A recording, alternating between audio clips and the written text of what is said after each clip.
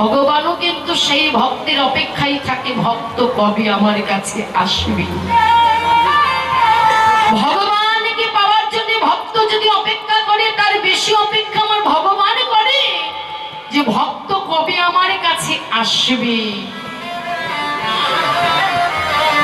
যেমন এক বুড়িমা,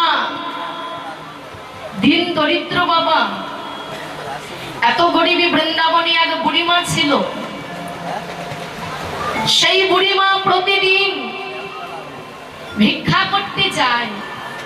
দরিদ্র, ভিক্ষা না করলে তাদের দিন চলে না।